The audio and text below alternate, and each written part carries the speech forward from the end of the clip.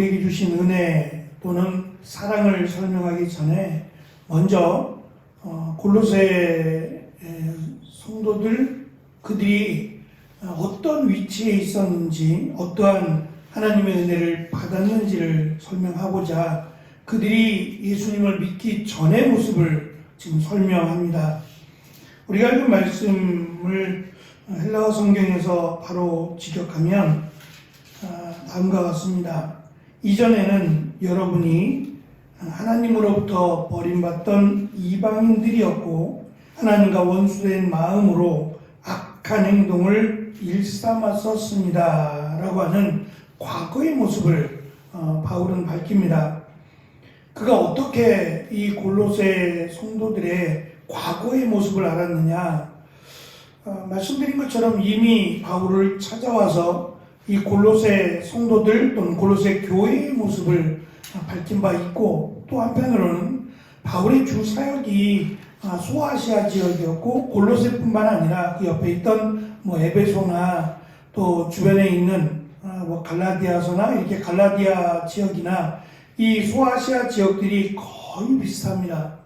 거의 비슷하게 이렇게 로마의 지배를 받았고 또 로마와 비슷한 그러한 그 모습을 갖고 있었기 때문에 이들의 모습을 누구보다 바울은 잘 알고 있었습니다. 골로새 성도들의 모습 속에서 첫 마디가 이전이라고 하는 과거를 드러냅니다. 그 과거가 하나님과 원수될 정도의 삶이었다는 거죠. 전혀 하나님과 관계가 없는 마치 죄악된 자의 모습 그 자체의 삶을 살고 있었다는 겁니다. 그런데 그러한 상황 가운데 하나님의 은혜를 받았고 지금 골로새 교회 성도들이 여기까지 와 있다라고 하는 것을 드러냅니다. 하나님으로부터 버림받았던, 그래서 이방인들이라고 하는 말 그대로 그들은 이방인입니다. 그럼에도 이방인들이었다고 밝히는 것은 하나님의 자녀라고 하는 것을 드러내기 위함이에요.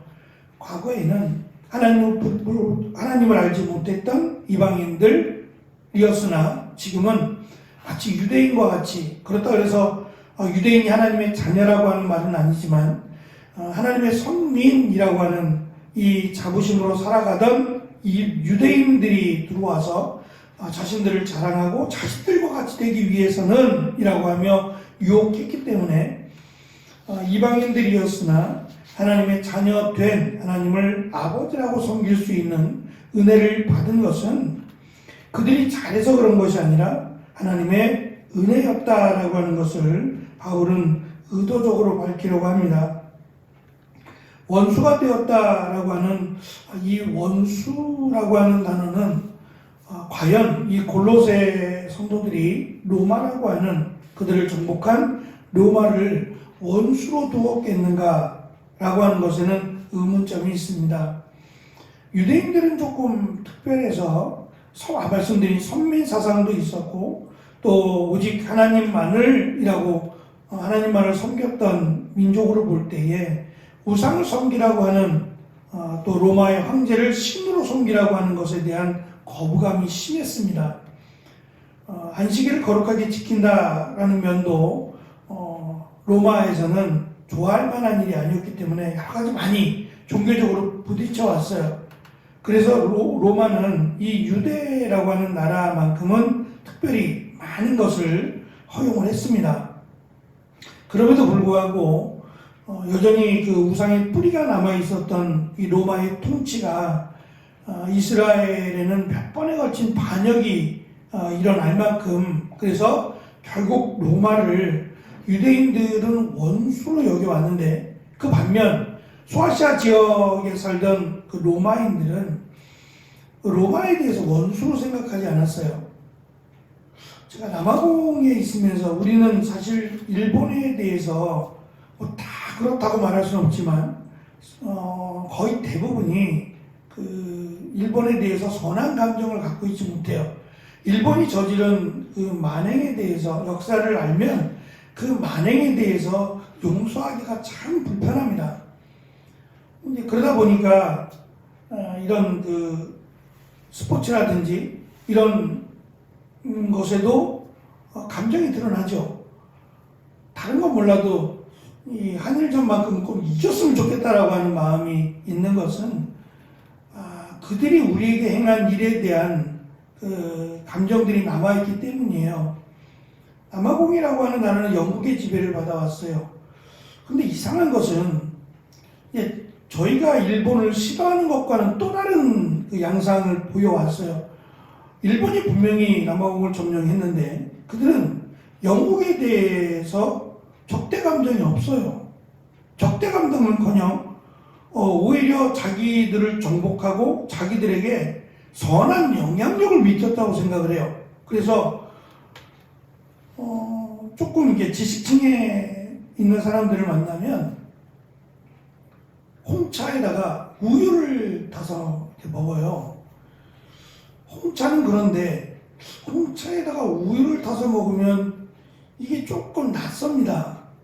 근데 이 문화가 영국의 문화예요. 영국은 커피가 나중에 이제 들어온 거니까 영국은 이 홍차의 문화거든요. 홍차에다가 우유를 타서 늘 먹는데 그들이 그렇게 영국 사람들이 했던 그 모습을 그대로 닮아가는 모습을 보여요. 그것뿐만이 아니라 영국 프리미어 리그가 공공연하게 TV에서 나와요. 그 영국에서 프리미어 리그를 하면 남아공은 축구의 나라가 아니라 크리켓이라고 하는 이 야구와 좀 비슷하거든요. 우리 과거에 그 빨래방망이 빨래할 때 쓰던 빨래방망이라고 그러는 그거보다 조금 더 널찍한 게 있어요. 이제 그것으로 이제 공을 걷어올려서 하는 경기예요. 야구장에서 하는데 조금 다릅니다. 굉장히 신사적인 스포츠인데 이게 이제 영국에서 온 거예요. 그러니까 이 스포츠를 지금도 굉장히 선호할 뿐만 아니라 야구를 잘하는 게 아니에요. 축구를 잘하는 나라가 아닌데도 이 영국의 프리미어 리그 같은 경우를 그냥 계속해서 틀어주는 그런 모습을 보면서 좀 의아했어요. 영국에 대한 감정이 나쁘지 않구나. 오히려 영국이 이들을 다스렸다는 것을 영광으로 알고 있구나라는 느낌을 받았어요. 한편으로는 좀 씁쓸했어요. 우리도 일본이 아니었다면 어땠을까?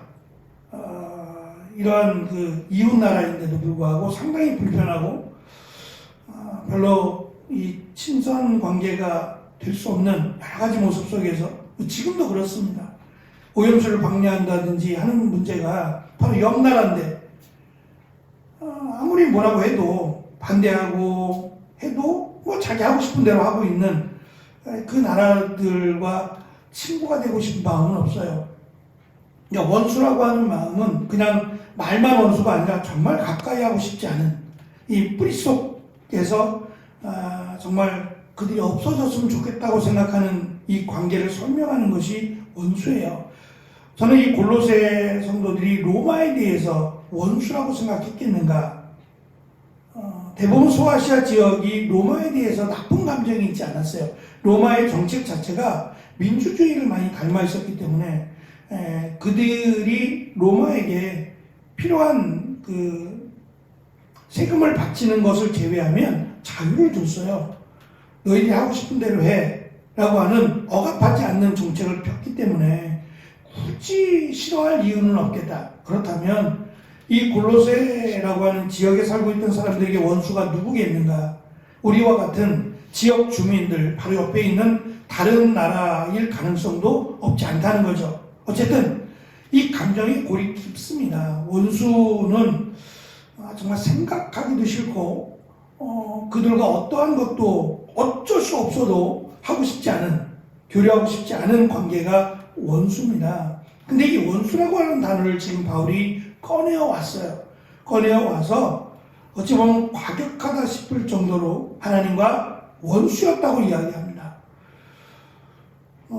도무지 하나님과 친해질래야 친해질 수 없는, 그래서 하나님의 심판을 받아 마땅한이라고 하는 설명을 함으로 그들이 지금 성도들이 되었고 예수 그리스도를 믿는다라고 하는 것이 얼마나 큰 은혜인지를 바울은 강조합니다. 물론 골로새 성도들에게만이 아닙니다. 바울 자신도 자신을 괴수라고, 죄인 중에 괴수라고 할 정도로 자신이 예수 그리스도를 믿음으로 하나님의 자녀가 된 것이 얼마나 큰 축복과 은혜인지 바울은 잊지 않았어요.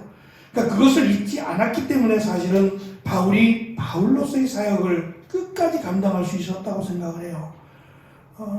누구나 처음은 바르게 또는 하나님 말씀에 순종하여 시작을 합니다. 목사 안수를 받을 때 정말 내가 받을 만한 자격이 있나? 다 고민하는 것 같아요. 자격이 없음에도 불구하고 하나님의 일을 맡는다는 두려움도 또 송구함도 분명히 있습니다. 다 그렇게 시작을 했는데 어느덧 시간이 흘러서 익숙해진 하나님의 일이 마치 익숙해진 사역이 되어버리고 마치 내가 하나님이 되어버린 듯한 그렇게 해서 마무리가 된다면 너무도 안타까운 일이 아닐 수 없어요. 그러지 않기를, 그렇게 되지 않으려면 내가 얼마나 큰 은혜를 받았는지를 기억하고 그 받은 은혜 앞에서, 하나님 앞에서 나를 돌아볼 수 있어야 된다고 생각합니다. 그것이 바울 스스로가 자신에 대한 생각이라고 생각합니다. 골로새 성도들에게도 지금 하나님과 원수되었던 이 과거의 모습을 바울이 꺼내어서 지금 현재의 모습이 얼마나 큰 은혜인지, 너희들에게 다가온 환난이나 또는 핍박이나 어려움 이런 것들을 은혜로 감당할 수 있기를 바울은 바랍니다. 예수 그리스도의 대속과 부활을 믿음으로 값없이 하나님의 자녀가 되었음을 믿는다면 전에 하나님을 알지 못했던 때에 지었던 이 죄의 모습을 끊어내기를, 더 이상 그것에 연연하지 않기를 바울은 권면합니다. 이것이 저는 성숙한 신앙인이라고 생각해요. 하나님을 아는 지식으로 끝나지 않고 그것이 삶으로 연결이 되어야 하고 또 그것이 그리스도인으로서 더욱 나를 겸손하게 하나님 앞에 엎드리게 하는 것, 이것이 성숙한 그리스도인이라고 생각합니다.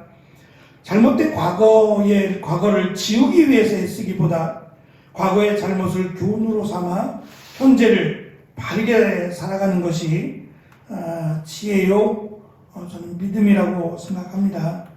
하나님의 자녀가 된 것이 나의 공로가 아니라 은혜라고 믿는다면 나에게 이 거룩한 일을 허락하시고 내가 하나님의 자녀로 살아갈 수 있는 것이 정말 큰 은혜다라고 하는 고백을 할 수 있을 겁니다. 그래야 우리가 이 땅에서 해야 될 일이 보이고 또 이 거룩한 일에 나를 도구로 사용해 달라라고 하는 기도가 가능해지리라고 생각합니다.